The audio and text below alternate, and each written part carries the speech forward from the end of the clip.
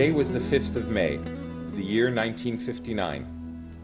As the clouds of smoke reached skyward and the sirens screamed, it seemed that the dreams of the Catholics of Riverdale, Maryland, were perishing in the flames that consumed their beloved Church of St. Bernard. It had just been a decade before when they had broken ground for the parish church, which they had been praying and working for since July of 1942, when a group of local Catholics had gathered in a private home to decide how they could go about securing a permanent place of worship in their town. Now the promise of a place of their own had become just so much charred dust. For most any other group who had spent the last 17 years literally building the parish plant by hand, and now seeing these efforts go up in smoke, would most certainly have left them with an aspect of the future that would be bleak.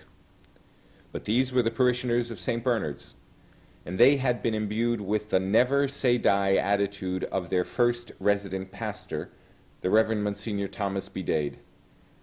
And so, like the phoenix rising from the ashes, they looked to the future and how they could change this disaster into triumph, instead of dwelling on the losses of the past. A past which, just a few decades earlier, did not include a church of their own. Even though Riverdale is only 10 miles from the nation's capital, back in the 20s, it was like a Norman Rockwell painting entitled Rural Americana. It was comprised mostly of farmland. Kenilworth Avenue didn't exist, and East-West Highway was a dirt road named Jefferson Avenue. Yet even as the crops grew in this fertile ground, the strong seed of faith was growing in the hearts of its residents. Farms owned by families named Massey and Frederick would eventually become Riverdale Hills and Riverdale Woods, and the Browning farm would be destined to be St. Bernard's Church and School. This area remained a sleepy little village until around 1942, when a few hundred Catholics made a pledge to support a significant change in Riverdale beyond that of any in its history thus far. Never having had their own place of worship, they had to attend Mass at the nearest Catholic church, St. Jerome's in Hyattsville. But the time had come when these Catholic citizens felt that a new parish was wanted and needed in their own neighborhood. In July, a group of these people gathered in order to begin planning a way to secure a permanent place in Riverdale for Mass to be celebrated. Although previous mention of such a plan had met with opposition from some of the area clergy, the people felt that if they could interest the pastor of St. Jerome's, the Reverend Edward Roach, in visiting Riverdale, he would see the need for and the interest in such a project and offer encouragement and advice. So Father Roach did just that. Attending a subsequent meeting of this group of concerned Catholics, he was impressed by their enthusiasm and faith. He offered his assistance in securing the celebration of the Eucharist in Riverdale.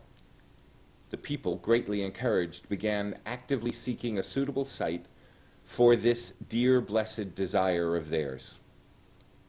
Their search ended in a small but sturdy building located near Edmonston and Powhatan Roads, the Stevens Citizens Hall. Although the hall only had a capacity of approximately 100 people, the group decided to lease the building from the local Citizens Association, and thus the Mission Church of St. Bernard, named in honor of the Reverend Bernard Procyse, the former pastor of St. Jerome's, was born.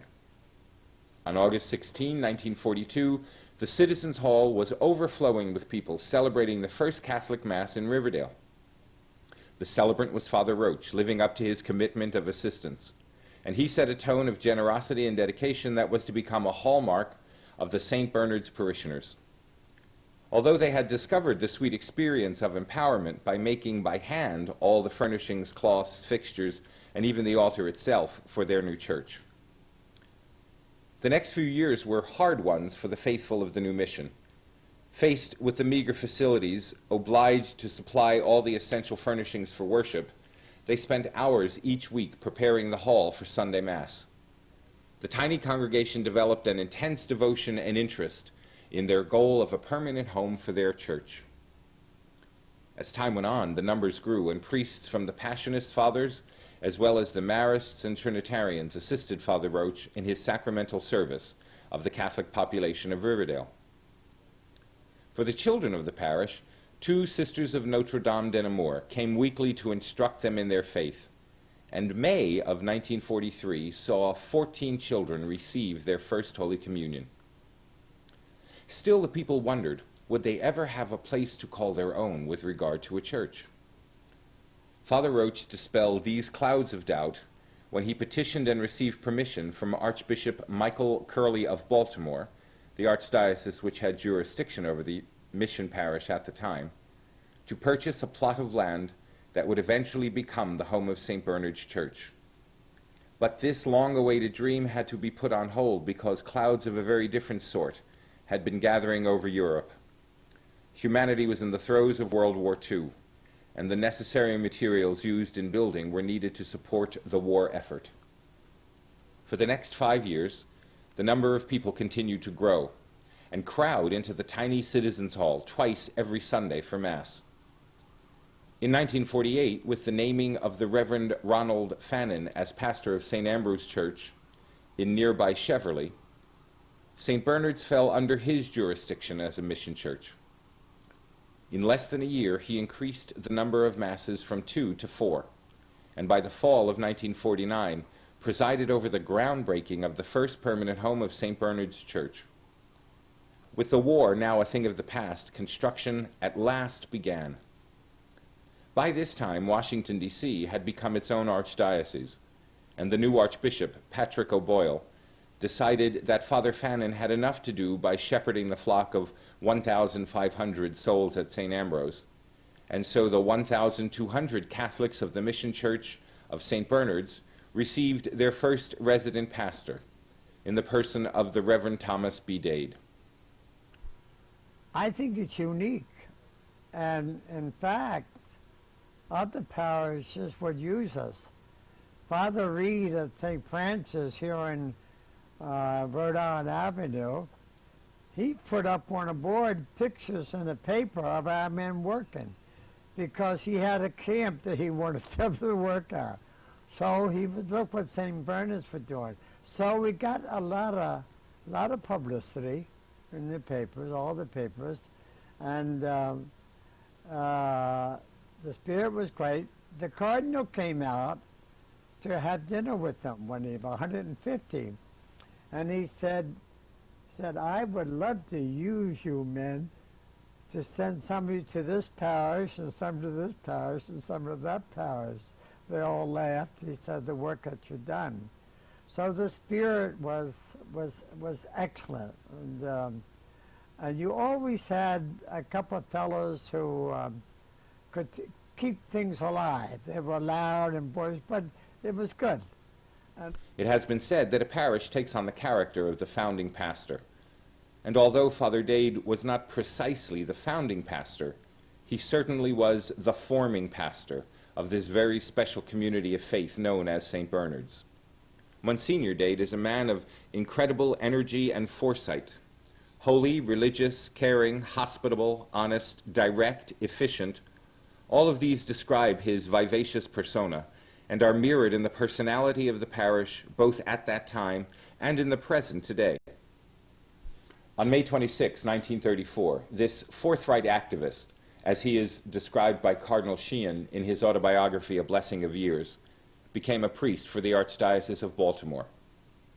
This exceptional clergyman, a member of a class of 71 men, only 11 of whom are still living at this time, has stated that he has never regretted becoming a priest and has spent his life happily serving the Lord in response to God's call to the priesthood of Jesus Christ.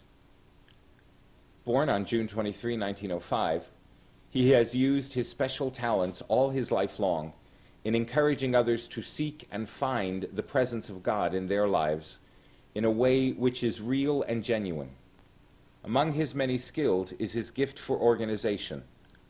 Dr. Morris McGregor, in his comprehensive history of the Church of St. Patrick in Washington, D.C., entitled A Parish for the Federal City, states how Dade played a major role in the smooth transition of Washington becoming an independent archdiocese.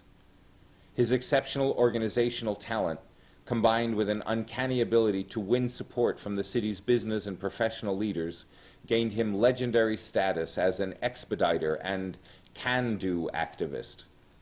Another uncanny ability of his is assessing the talents of others and encouraging them to share these gifts and offer them in service to God. At the KSC, on the third and fourth floor, there was an old gym that no one used, and I got permission to use it. Well, on December the 7th, 1941, we had two teams from Quantico there playing basketball. It was the first and last. We never saw those guys again. But we took that gym and made a nightclub out of it. It was really beautiful. And it'd be amazed what we did. My brother was clever. And we could get rolls of parchment paper from a theatrical store on 11th Street. And it was about this long. It was sort of white or off color. And he would roll that around two pie plates, put a hole in it, and take these clips and put them together, and they would be tubes like this. They're in my album. And he hung them around the hall with color lights in them, would diffuse the whole thing. They were beautiful. And anybody could have done that, to see. So when servicemen came there, now I have heard this, they'd take one look and say, this is beautiful. I heard of Glenecho used to have a revolving ball in the ballroom that reflected lights. I called them and told them what I wanted. I said, will you sell it to me? If you want it for the servicemen, you can have it. Yeah, and that was a big thing. It added beauty to the thing. So I enjoyed all that. Between 1934 and 1948, while he was serving as an associate pastor of St. Patrick's, he organized the Catholic Police and Firemen's Association and was their chaplain for 25 years. He was appointed director of the Catholic USO Clubs of Washington, D.C., the director of the Council of Catholic Social Clubs of Washington, director of Catholic Youth Organization, the director of Misplaced Persons Coming Home from Europe after World War II, and the spiritual advisor to the board of directors of Merrick Boys Camp. He not only preached, but he lived a very special aspect of the phrase social gospel in his time as associate pastor at St. Patrick's. It was after a period of 16 years there in that role that he brought these myriad gifts and talents to the service of the people of Riverdale. On Easter Sunday morning, 1950, the doors of St. Bernard's Church opened to receive people to celebrate the feast of the Lord's resurrection. 3 weeks later, the Most Reverend John McNamara, the Auxiliary Bishop of Washington, officially dedicated and blessed the church and the buildings that was now to be the heart of St. Bernard's Parish. There was a hall seating about 300 people, a chapel where the Blessed Sacrament was reserved, and where daily Mass was celebrated, and several rooms in the rear of the building which were designated to serve as a rectory. In June of 1951, Monsignor Dade was informed that the School of St. Jerome's would no longer be able to accommodate the children of St. Bernard's. With their accustomed vigor, Monsignor and the parishioners banded together and took on the responsibility of building a school with a parish hall and a convent to house the sisters who would teach there. A total of 140 men volunteered to complete the 4-room schoolhouse.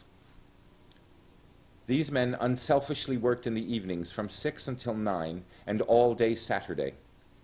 The women of the parish contributed greatly to the efforts by preparing huge meals for the volunteer workers every weekend. So that very night I called in 4 men. Al Neff, who was an electrician, Chris Sandberg, who was a carpenter, Joe Dent, who was a steam fitter and plumber, and let's see, can't think of, is that running here? As the man, a bricklayer, who was Ken Swift. Yeah, Ken Swift. He was very, and we discussed it. And they said, we'll build our own school.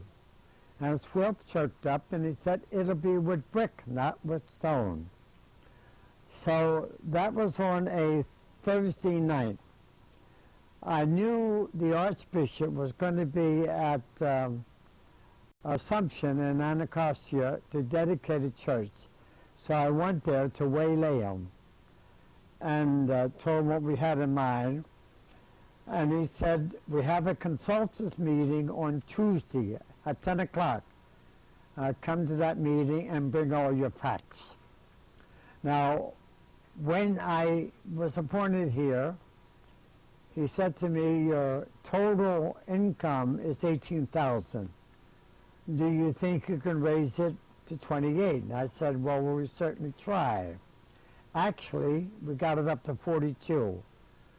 So the consultants heard all these facts, and they agreed. In this, I think the Archbishop knew me personally, and he had confidence in me in being able to organize. So he was all for it. So we got the men together. Altogether, there must have been about 150 men. The first building, we couldn't take care of the basement because we didn't have the material. We agreed with all the unions that if we were going to call in help, it would be union trade. Now, most of our men belonged to the union, so they gave us big support, and they got a lot of good publicity in the papers because of it. And so the walls of the Emerald Room, as we know it, were put in by them, and then our men took over and built 4 classrooms. Now, in there are posts going along. The Korean War was on. We couldn't get steel. So we had to put in these supports. That's why they're there. In recognition of their labors, a plaque with the names of the volunteers was installed in the building upon its completion. Within a scant 15 months, the doors to the school were opened for the first time, and the classrooms were filled to capacity. This 4-room building became the first part of what was to become a 3-phase project, which would eventually result in a 16-room school with 2 parish halls and a convent with 3 floors. One of these 2 parish halls was to become the Crystal Room, a church hall which was unique in its taste, grace, and renown. In the entire Riverdale area, there was not a single large social hall that could accommodate major community events. A new large hall at St. Bernard's would not only take care of such needs, but would also provide a source of income to defray the cost of further construction plans and other parish needs. I had the idea that we would be able to rent it, but I never dreamed it would be as successful as it had been in the 50s. The Crystal Room fulfilled all these expectations. Its beautiful decor, paneling, lighting, and spaciousness quickly became well known throughout the area and set high standards for local parishes who used the Crystal Room as prototypes for their own ballroom-style facilities. And I felt that if people were going to rent it, they would be more inclined to print tickets. The Crystal Room would be more meaning than call St. Bernard's Hall. That's right. And I can happily say other parishes follow suit. So today you have the Burgundy Room, you have the Colonial Room, the Green Room, the Gold Room, taking a page from what we were doing here. And it got so that there were really some parishes thought that we could take on the smaller parishes and support them. Very early in its life, the Crystal Room became the center of social activities at St. Bernard's Parish. It was the home of dinners, dances, wedding receptions, bingo, the parish dance, and the annual thank you party. This last was an idea dreamed up by Monsignor Dade to express gratitude to all the parish workers. Each year, the party, with a specific theme, was the moment when he could thank all the people of the parish for their unselfish giving of their time and themselves. The invitations were sent, and the people were asked to be guests at a dinner dance which became the social highlight of the year in Riverdale. Another unique chapter in the story of St. Bernard's began in the early 50s, when the people of St. Bernard's decided that they would like to do something very special to commemorate the Christmas season and teach children the details of the story of Christ's birth. A group of parishioners got together and constructed an amazing nativity scene, offering a panoramic view of Bethlehem in miniatures at the time of Caesar Augustus. The most fascinating aspect of the scene was that many of the figurines, including St. Joseph rocking the infant Jesus, actually moved. Well, when I was a kid, I lived in a row house in Baltimore, and the man next door used to spend weeks putting together under the Christmas tree something about 4 or 5 feet square. And on top of this, he had trains and all kinds of little figures, and they were all working. He was running them on batteries. And so when our house got electricity and he didn't, we made a hole through the wall, and he used our electricity for this. Well, I was fascinated with it, that to go to see all these figures moving, and I thought, wouldn't it be great to have a Christmas crib with St. Joseph rocking the cradle? We had a hard time finding somebody because the smaller the figure, the more difficult it is to get it working. But we ended up, after a while, with about 20 motors.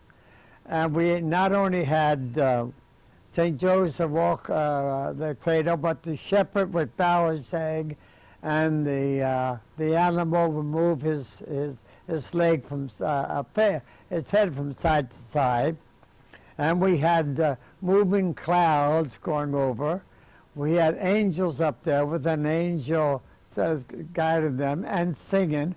All these things working by motors. Of course, they were added as the years went on, and we would keep it open up until 9 or 10 o'clock at night. So people, if it got publicity, of course, in the papers, so it was a hobby. And we had a blacksmith shop. We had a man making molding vases, the thing turning, his hand turning. You remember those things.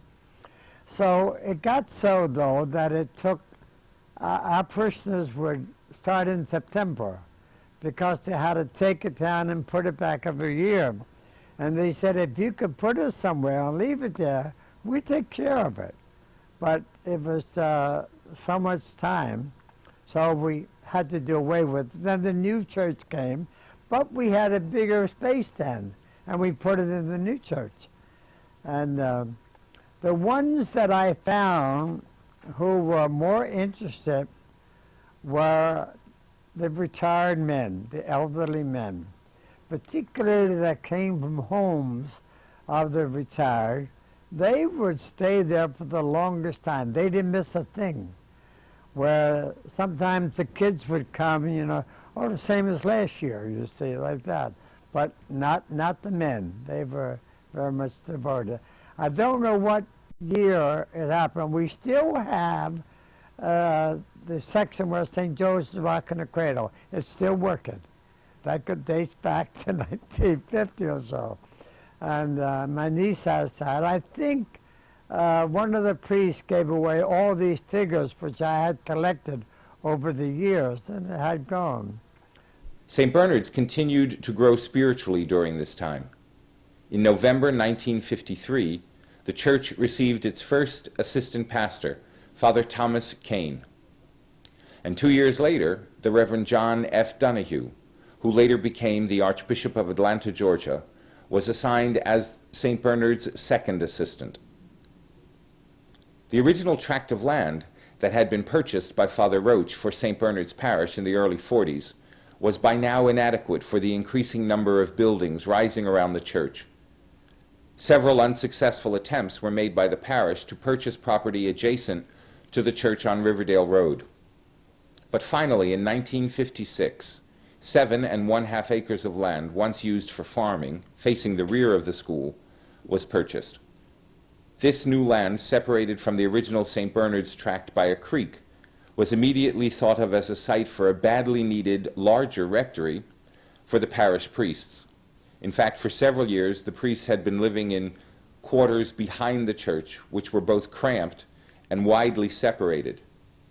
Father Donahue was forced to set up quarters in the school building due to the lack of space in the rectory.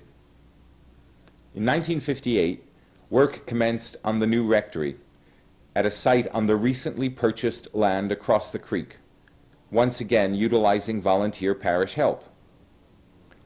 When completed in the fall of 1959, the new rectory featured many spacious and practical rooms from which the affairs of a fast-growing parish could be directed.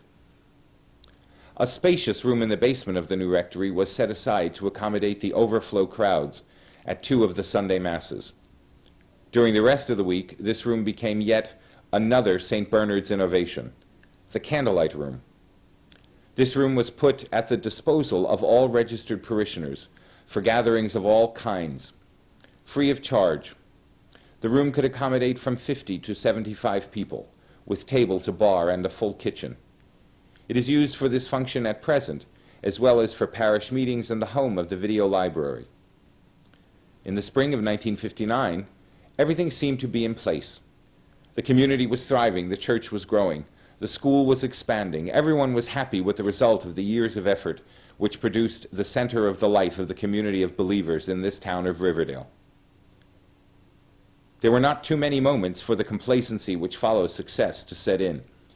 For this was May of '59, and on the 5th day of that month, the Great Fire destroyed what was up until that moment the heart of St. Bernard's Parish. Under the guidance of Monsignor Dade, the parishioners set about dealing with the reality of the situation, and as was their custom for so long, began looking to the future. Monsignor invited Archbishop O'Boyle to visit the parish on the day after the fire, and after surveying the damage, immediately Monsignor received permission to build a new church. In truth, the fire was a positive event, because it certainly underlined the need for a new and larger facility for the church to worship in. Before the fire, the original church was accommodating 8 masses on Sunday, with 2 more being celebrated in the candlelight room. At practically every mass, there was standing room only crowds. Once again, an important decision was made by the parishioners to expand, this time with a new, modern church that would provide facilities adequate to cope with St. Bernard's growing physical and spiritual needs. In 1960, a campaign designed to raise $200,000 necessary to begin construction of the $500,000 church was begun. Organized by the people of the parish, the pledge campaign was an overwhelming success, exceeding its original goal. Once again, the people of St. Bernard's had responded in a time of crisis for their parish. The architectural firm of Walton and Madden, instrumental in the construction of the original church, was again utilized in drawing up plans for the new house of worship.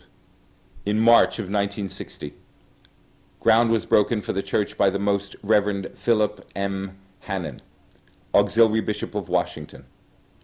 In 1961, an additional 1½ acres of ground was added to the parish land holdings, resulting in an overall total of 12 acres surrounding the church buildings. In June of 1961, the Park Hill Construction Company was awarded a contract for building the new church. The work began 2 months later. It took just 16 months for the beautiful contemporary church to be completed, and on December 8, 1962, the Feast of the Immaculate Conception, services were held in the new building for the first time, with some 200 children making their first Holy Communion that very day. 3 months later, on March 23, 1963, the 3 altars of the new church were consecrated by Bishop Hannon. Archbishop O'Boyle blessed the church on April 21, 1963. The design chosen for the new St. Bernard's Church resulted in an unobstructed view of the sanctuary from any place in the building. For the time, the floor plan of the church was extremely unique. It predated the Second Vatican Council, and yet it seemed to prefigure the liturgical changes that were to result from that council. In 1956, Pope Pius XII said we should design our churches differently, but the Blessed Sacrament should be well exposed. Then that was all we had, so no one knew what to do, and we didn't. If you look at our church, you see there are 4 openings, because we didn't know. We're going to have the Blessed Sacrament on the altar. Then Rome came out at the Vatican II and said, put the tabernacle on a pedestal, which I would never have done. And so, but this is what they follow today. No one could have. But in order to follow, to face the people, I had Father Kane build those tabernacles. We're only 5 or 6 inches high. And we bought those ciboriums the same way that we could put in there. And of course we made one of the side altars the Blessed Sacrament altar. That's how we got around it.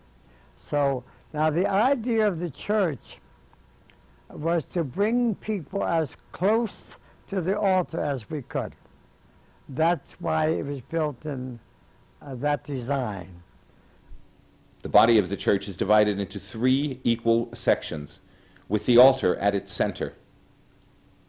It is so designed that even in the last pew, no one is more than 70 feet from the altar, even though the building's capacity is for 1,000 people.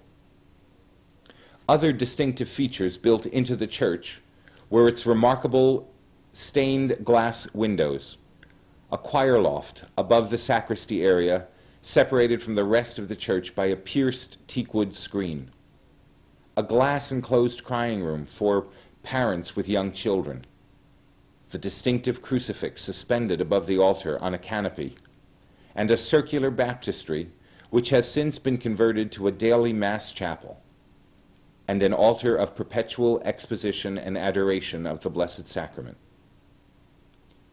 3 main entrances were built to the church, with the principal facade facing west, and distinguished by the striking 14-foot statue of St. Bernard of Clairvaux, set on a background of unglazed mosaic tile.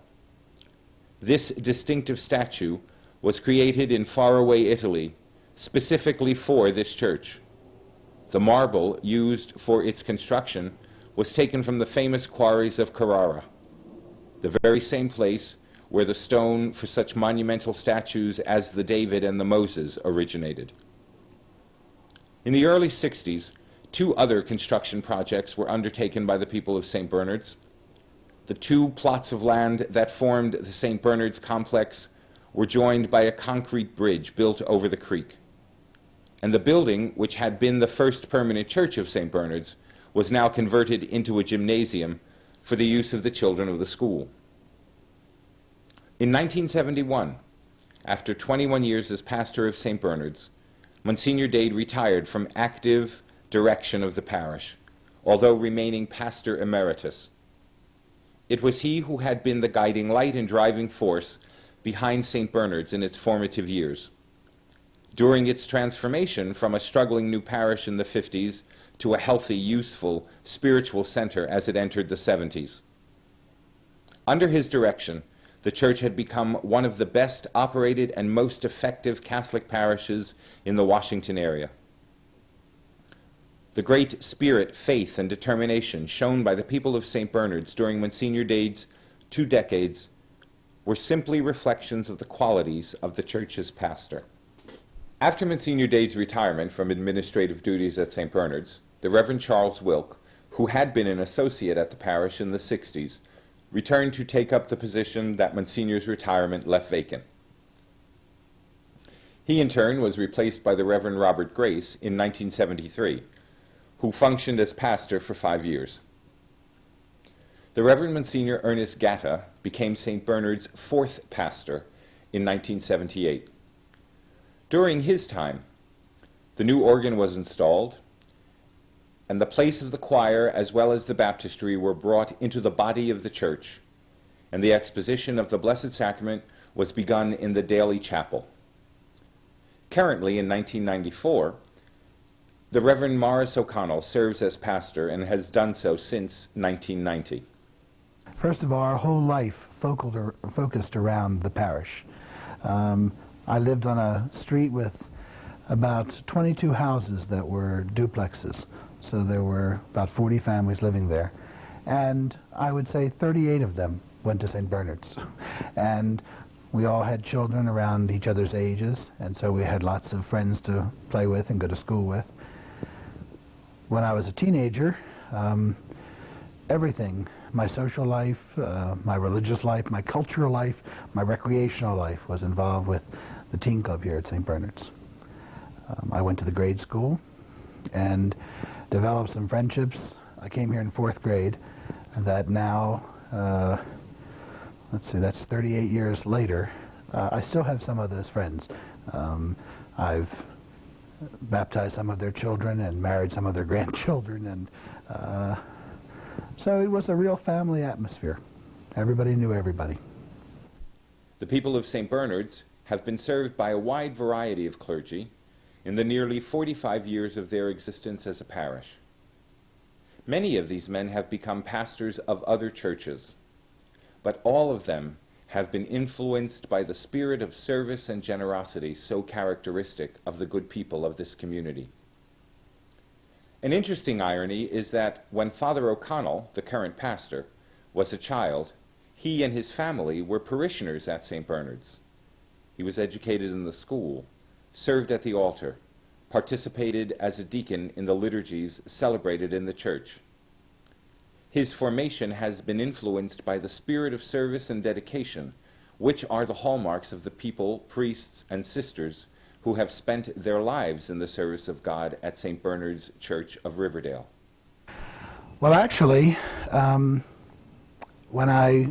1990 is when the Cardinal asked me to come and see him. And his secretary called and said, the Cardinal would like to appoint you a pastor, and he'd like to see you tonight. And I said, fine. He said, now, I can't see you at 10 o'clock. He's got a big meeting, and then he's leaving tomorrow morning at 6 for Rome. So, could you come that late? I said, sure. So I came over, and he didn't actually get there till 11:15 at night. So we were sitting there, and he said to me, I'm sorry it's taken so long and I'm giving you such short notice, but I'd like to name you pastor of St. Bernard's in Riverdale. And I guess I looked surprised, and he said to me, are you surprised? And I said, well, did you know that that's my home parish? And he said, well, actually, I didn't know that till about an hour and a half ago. But that's not a problem for me if it's not a problem for you. I said, no, it's not a problem for me at all. He said, I think it might be a wonderful thing for you to go back and to serve the people among whom you grew up. And he said to me, and if it is a problem, you let me know that. But it has not been a problem. It's really been wonderful. There are lots of families and members of families who are still here that were here when I was here. When I first came back, there was a sister among the sisters in the convent who had taught 7th grade when I was in 8th grade. And that was really nice and pleasant experience. And of course, it's been wonderful to be with Monsignor Dade. Well, I broke my hip in October, and I've been limited. But I'm all right out today. And I told her I'd get in touch with. Saturday, I'm going to take out communion. Now, maybe I'll break up the 13 to 6. It's getting in and out of the car and so forth. That's a little difficult. So I still do that, and I'm in charge of the adoration over here. I still say Mass in the convent every day. So in that way, I can be of help. And I'm here more than average, and if something comes, I can go on sick calls. I'm still not handicapped that way, and I still want to be a priest. And that's it. According to the mayor's office, the present population has grown to more than 5,200 people within the city limits, and over another 40,000 citizens just minutes away in the areas of Edmonston, Hyattsville, and so forth. Riverdale itself is a far cry from that tiny village in which St. Bernard's mission was founded almost a half-century ago. As might be expected, the growth of St. Bernard's as a parish is reflected in the growth of Riverdale itself. As the community expanded, so too has the activity of the parish. During this time, St. Bernard's has ministered more than 10,000 baptisms, 6,000 First Communions, 6,000 confirmations, 7,000 marriages, and 2,000 funerals. The contribution of St. Bernard's to the community of Riverdale and the Archdiocese of Washington in general are numerous. Under the 21-year leadership of Monsignor Thomas B. Dade, the parish truly became a legend in its own time, particularly as regards the accomplishments and generosity of its congregation and its staff of sisters and priests. It is with this heritage as a foundation that St. Bernard's looks to an even more productive future in Christ. It's hard to distinguish St. Bernard's and Monsignor Dade because they are so uniquely tied up with one another. But I suppose that what I think about St. Bernard's is that it got a very special spirit and presence from Monsignor Dade. And he would be the first person to say, "No one's irreplaceable." He used to say to me many times, "If I died today, somebody else will take over." But he gave a gift to this parish that I think this parish community and family will carry into way beyond the year 2000. And that is a real love of God, a real trust in God, a real belief that God has poured out gifts on each and every one of us, and that those gifts, if they're put to the service of one another, can do anything.